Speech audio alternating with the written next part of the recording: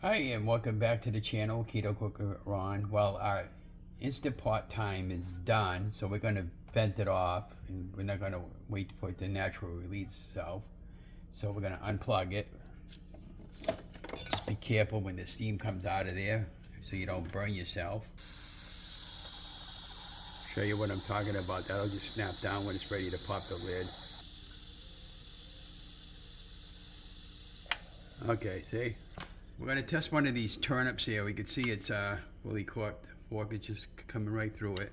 Take the carrots and take the carrots and the turnip into our bowl.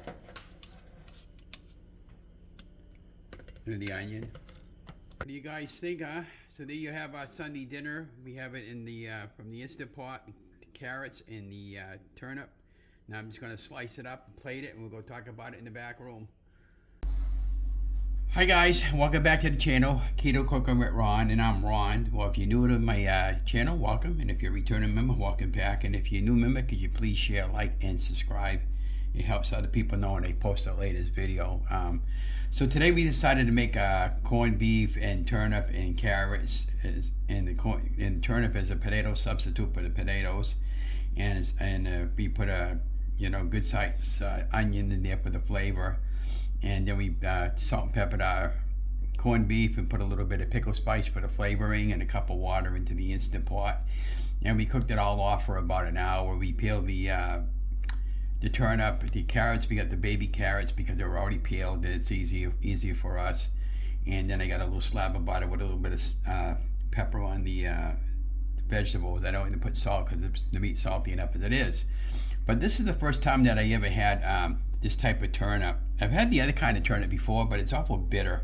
I'm not sure if this is going to taste the same or what, but that's what the texture looks like for the potato after it cooked down, after the turnip cooked down. Now, it was very, very easier to peel than the last one I had on the orange turnip.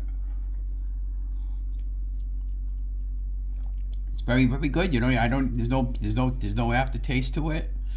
Yeah, I'm happy. Let me try a piece of meat. Look at that, guys, huh?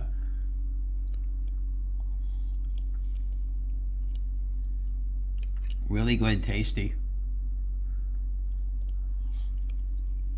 Now, if you like corned beef and cabbage, of course, cabbage is the traditional for the St. Patty's Day. But you can always put some Brussels sprouts and cook them up on the side so they're not mushy when you cook them up in the Instant Pot. This came out absolutely fantastic. The meat's fully cooked. You can cut it up with a fork. You don't even really need a knife. See how tender it is? And yeah.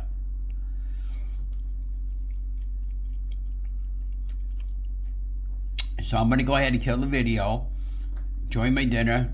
And watch the game today, and maybe go out for another late afternoon walk. It's about 70 here in our city today, and yeah, so let me know what you guys think. And the question of the day was, what's your favorite Sunday dinner? What's your favorite memory that you can have with your parents? My mom used to always make roast beef on Sunday dinner, and of course she always made it with turnip, and I know why I didn't like it, because I didn't care for that particular kind of turnip she had, but I didn't realize they had two different kinds of turnip. Maybe there's more than that, I don't know. But I really love this. This is the I think that's good. It's a turnip right there. It looks like a potato. I don't notice it, and it even tastes like a potato. And there's no turnip taste to it. There's no bitter taste to it. I really love this.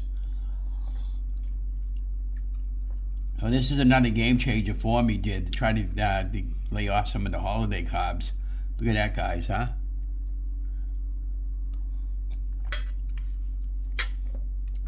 Don't forget to give me a thumbs up. Remember, you guys are amazing. Love you guys.